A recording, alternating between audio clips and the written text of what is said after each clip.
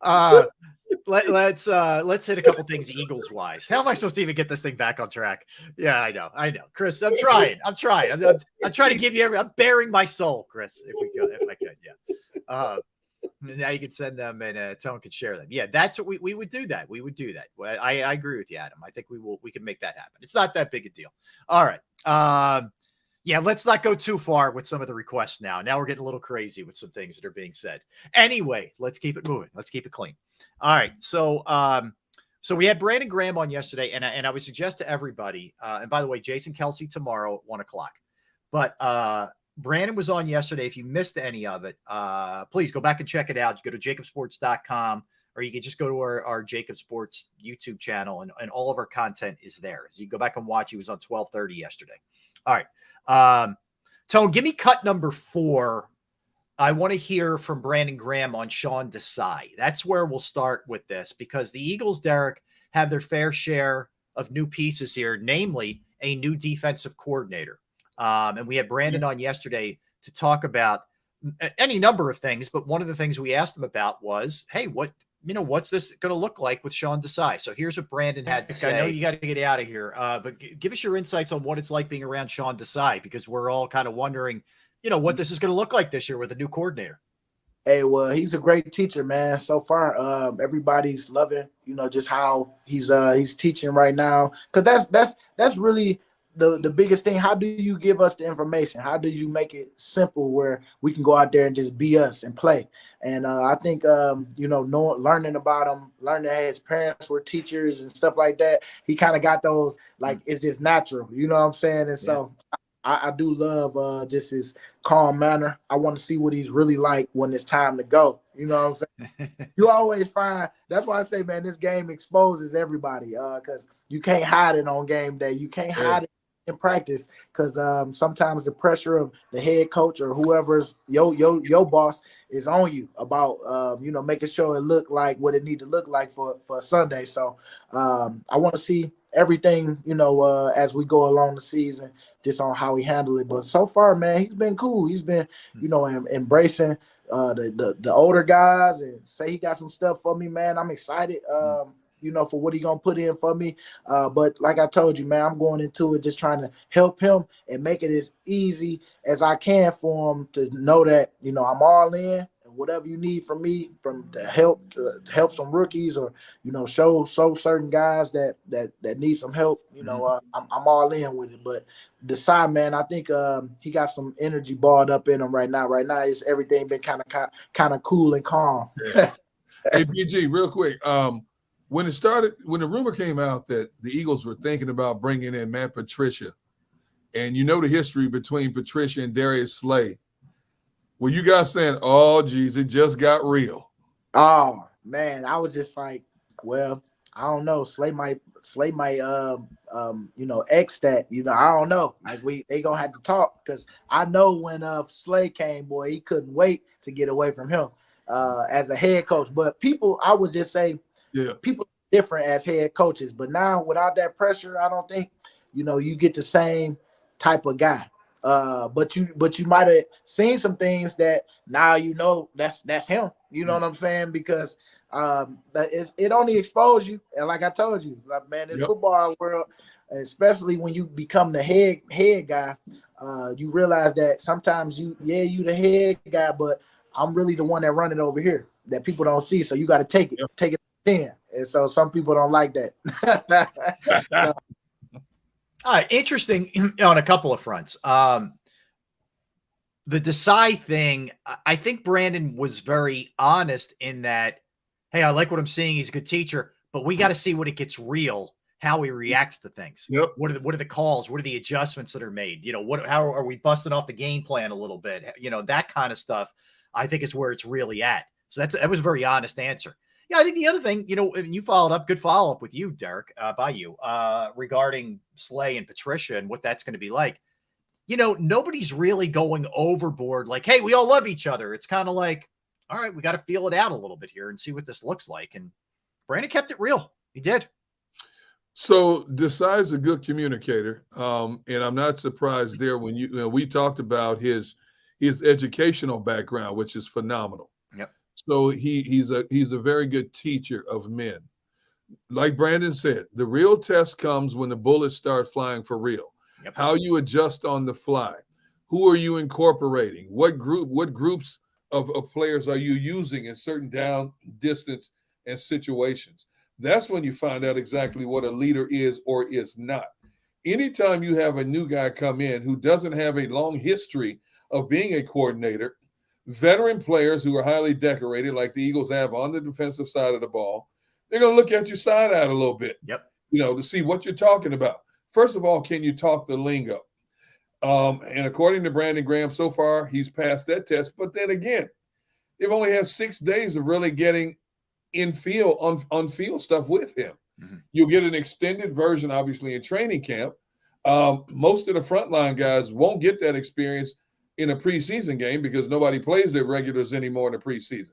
So when the bullets start flying for real, those unexpected moments, there's always something that you're going to encounter. I don't care who you are as a coordinator or a head coach. There's always situations and formations you're going to encounter that you have not seen on film. How do you respond in those situations, especially if a team has success using a certain play call against you? How do you change on the fly to defend against that possibility the next time? That's where a true coordinator, or a head coach for that matter, earns his stripes and really gains the trust of his players. Yeah, well said. I mean, I can't argue that.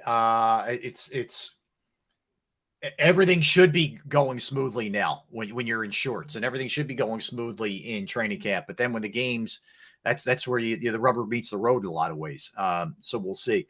Give me cut number 1, Tone, from Brandon.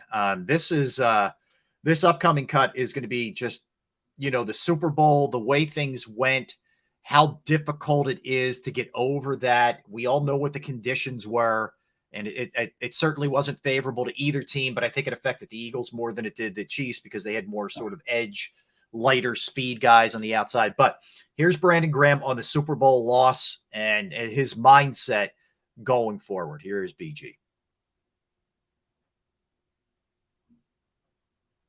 Do we have cut number 1, Tone? Brandon, man, you're up 10 at the half. How hard was that Super Bowl to even now? How hard is it to stomach? Man, it was tough because you knew it just took one stop, stop. And who knows better than you, right? We in there the whole time, like one stop, y'all. We get one stop, we got this game because Jalen and them boys was on fire, man. That's right. But I gotta say Mahomes was on fire too because them boys they scored more than we did. So I know that when the first half came, we was in there. I was more thinking like, man, what's the name went in there on the sideline? He looked like he hurting. Well, Patrick Mahomes. Yeah, we got to get to him, and he came out. I mean, you can tell how tough he is, man. But that boy acted good. He sure put that face up like. Hey, PG. What was the conversation like during the second half? Did it ever get real tense with the defensive guys? Because every time Kansas City got the ball, they went down and scored. They went down and scored. Did the conversations on the sideline get tense at times? You know what? It was more about this like, a little bit of the surface, especially us linemen. You need that traction to be able to get off the block. And we were slipping a lot. And I mean, I don't make excuses. I just know that that's what it was when we talking about like what was being talked about. It was just, us trying to get out of our own head a little bit too. Yeah. Because, that we knew we had a good man. I'm telling you, that O-line, boy, they got blessed. I say that. Brandon, did you know, like even warm-ups, like, man, something's up here with this. Did you guys know right away? I just knew that,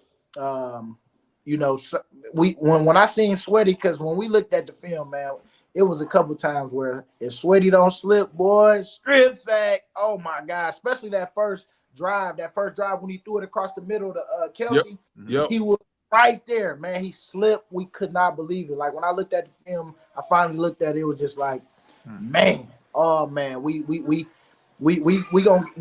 get that on the get back. It's coming back. That's coming back. But like I said, credit to Kansas City, man. It's all love. You know what I'm saying? Them boys, they played too. They played on that surface too. And I heard that they got the same surface that they got right there on that field at their place, and Vegas do. So we ain't gonna. Hey, if we gonna win, we gotta go through. We gotta go through the battle, you know. And so if that's what they putting out, that's what we gotta do. We gotta go out there and rise up through adversity. There you go. All right, BG on the Super Bowl. He one of the other takeaways I noticed, Derek, he is he's always a positive guy, but I found him to be very confident, like that this team's getting back.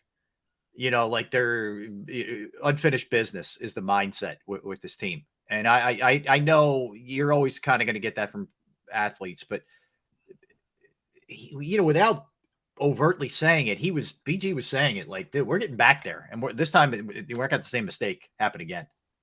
Well, when you look at the nucleus on this team, you can understand his confidence. The offense is intact. One of the most explosive offenses in the league is intact. Do they have question marks on defense? Yes. How quickly can that defense gel? That's a question we won't find out until the season unfolds. But they do have people at the key positions on defense: frontline cornerbacks, edge rushers, and D tackles. The big question mark is the linebacking core. How will that hold up, and how will it mesh to make that unit a formidable foe for every team that they face in the National Football League? As far as BG talking about the Super Bowl game itself, San Francisco 49ers take notes, because as soon as that game was over, Nick Sirianni, all of his players then and to today, said they are not making any excuses. Two teams had to play in unfavorable conditions on that field surface, and one team just made two more plays than the Eagles did on that day. Plain and simple. There's not hemming and hawing about the slippery surface and how that was their 12th man. How that field surface was Kansas City's 12th man. And if you remember the game, a lot of times when you saw Josh Sweat and Hassan Reddick slip down, the opposing tackles would fall on top of them so they couldn't get back up in a hurry. Right. So they used that. They figured that out real quick and used that to an advantage. And kudos to them for figuring that out. Yeah. Did it negate the Eagles' speed off the edge? Yes, it did. But Kansas City's defense, which was not a shutdown defense, it was an opportunistic defense, which is what it was the entire season. They played on the same surface. They got a stop when they had to get a stop. The Eagles did not. And the Eagles players say to a T, hey, that's on us, not them, not the field conditions. Kudos to the Eagles for standing up like that. I agree. They have not used it they're not an excuse-making bunch. That's for sure. All right. No. Here's what we'll do. We're going to play some more Brandon Graham in a little bit. But when we come back, Tom McCarthy's going to join us. We'll talk some Phillies with Tom and what happened last night, how there were certain pitchers not available after an off day, looking ahead because it's Aaron Nola tonight. Nola's going to have to, be good tonight, Derek, if they want to win this series, because you got to get the next two. I don't feel good about this one. Yeah, we'll see. So far, it has been up and down. That's for sure for Aaron Nola. All right, we're going to time out. We'll come back. We'll talk to Tom McCarthy. Don't go anywhere. That's Derek. I'm Rob. We're Sports Take, JAKIB Sports YouTube Network. I'll tell you right now about Jim Murray and Principal Financial Group. Knowing who to trust, finding that right person that you can trust with your hard-earned money is very, very difficult, and it's critical, okay? But Jim Murray and Principal Financial Group, he is that person, and they are those people. Whether it's retirement planning, 401k review, insurance review, you might have a small business and you're trying to get your employee benefits off the ground, it's another resource that Jim can help you with. I've entrusted my IRA, my 401k rollovers with Jim, and I couldn't be any happier. You will be too. Give him a call, 610-996-4751, 610-996-4751. You can also email him, Murray, MURRAY, .jim@principal.com. That's Murray.jim@principal.com.